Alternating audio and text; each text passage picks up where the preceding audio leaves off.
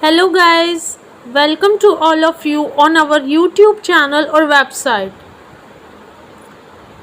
Don't waste your time to check your steno script one by one for each error.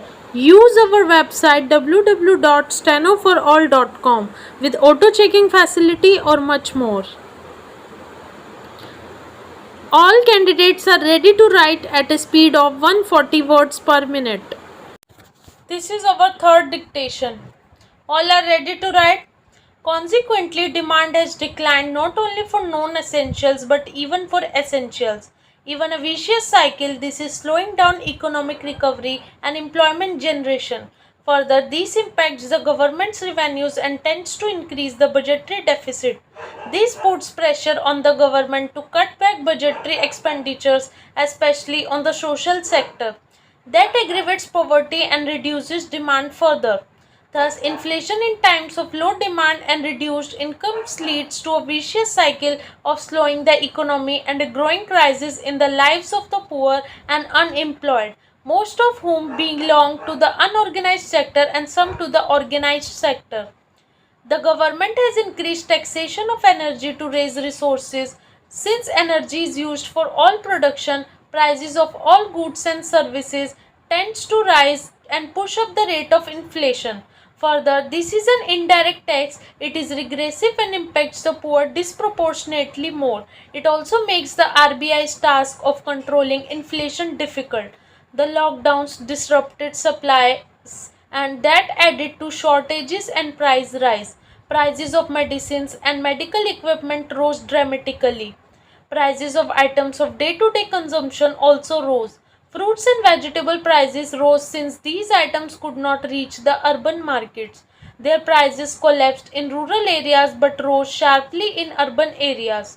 Big business raised prices since competition from the unorganized sector decreased, and in spite of lower wage bill, they raised prices as reflected in a sharp rise in the profits of the corporate sector.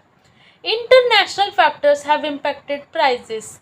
Most major economies have recovered and demand for inputs has increased while supplies have remained disrupted like chips for automobiles.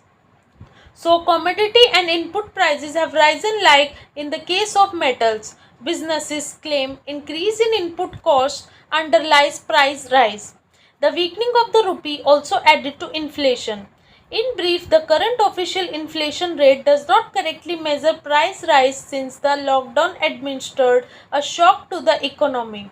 The method of calculating it needed modification. Many of the non-rich have suffered a double blow due to loss of income and rise in prices. This is slowing down the pickup in growth by curtailing demand. The recently published Intergovernmental Panel on Climate Change Assessment Report from Working Group 1, Climate Change 2021, the physical science basis is a clarion call for climate action. It provides one of the most expensive scientific reviews on the science and impacts of climate change. The report discusses 5 different shared socio-economic pathways for the future with varying levels of greenhouse gas emissions. The scenarios illustrated are the following: very low and low GHG emissions, where emissions decline to net zero around or after the middle of the century, beyond which emissions are net negative; intermediate GHG emissions, high and very high emissions, where they are double the current levels by 2100 and 2050 respectively. Even in the intermediate scenario, it is extremely likely that average warming will exceed 2 degrees Celsius near mid-century. The average global temperature is already 1.09 degrees Celsius higher than the pre-industrial levels, and CO2 concentration in the atmosphere is currently 410 ppm compared to 285 ppm in 1850. Over 200 experts working in several domains of climate have put the report together by assessing the evidence and the uncertainties. They express their level of confidence, a qualitative measure of the validity of the findings ranging from very low to very high. They also assess likelihood, a quantitative measure of uncertainty in a finding which is expressed probabilistically based on observations or modeling results. Close to 700 million people worldwide live along the coast, and there continue to be plans to expand coastal cities. Therefore, understanding the risks involved from climate change and sea level rise in the 21st and 22nd centuries is crucial. Sea level rise will continue after emissions no longer increase because oceans respond slowly to warming. The continual scale irreversibility of sea level rise has implications for the future even under the low emission scenarios.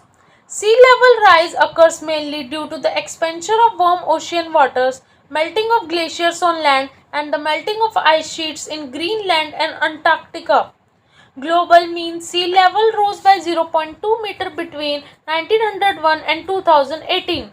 The average rate of sea level rise was 1.3 mm per year and rose to 3.7 mm per year. While sea level rise in the last century was mainly due to thermal expansion, glacier and ice sheet melt are now big contributors. In the low emission scenario, GMSL is expected to be 0.19 meter in 2050 and 0.44 meter by 2100. In the very high emissions scenario, GMSL is expected to be about 0.23 meter in 2050 and 0.77 meter in 2100. These increases are relative to 1995 to 014 and do not include uncertainties ice sheet processes. Scientists rely on ice sheet models to estimate future glacier melt. While these models have improved over the years, there are shortcomings in the knowledge and representation of the physical processes. Ice sheets can destabilize rapidly as the water gets warm, marine ice sheet instability or MISI. Ice cliffs can collapse swiftly in a related process leading to rapid sea level rise. This is marine ice cliff instability. Such changes are difficult to model and MICI events are not included in the sea level projections mentioned above. As Sigurd et al. Indicate, changes in ice-ocean interactions can cause extensive and rapid sea level rise. This happens from mass loss of ice shelves ice that flows into cold oceans while attached to the land, which may disintegrate suddenly. Under strong warming scenarios, ice shelves become vulnerable and lead to MISI. In the very high emission scenario with low confidence and in the 17th to 83rd percentile range, sea level rise can be as high as 1.61 meter by 2100. Using ice sheet models coupled with ocean models to create probabilistic scenarios for the future is therefore tricky. The models do not capture the abrupt and non-linear dynamics of changes that take place. The report has a high-end storyline that includes processes where there is uncertainty. The main uncertainty lies in when rather than if the high-end scenario occurs. Projections based on structured expert judgments indicate the sea level rise as high as 2.3 meter by 2100 cannot be ruled out. According to the UN Environment Programme Emissions Gap Report, the world is heading for a temperature rise above 3 degrees Celsius this century, which is double the Paris Agreement aspiration, and there is a deep uncertainty in sea level projections for warming above 3 degrees Celsius. Communities along the coast in India are vulnerable to sea level rise and storms, which will become more intense and frequent. They will be accompanied by storm surges, heavy rain and flooding. Even the 0.1 meter to 0.2 meter rise expected along India in the next few decades can cause frequent coastal flooding.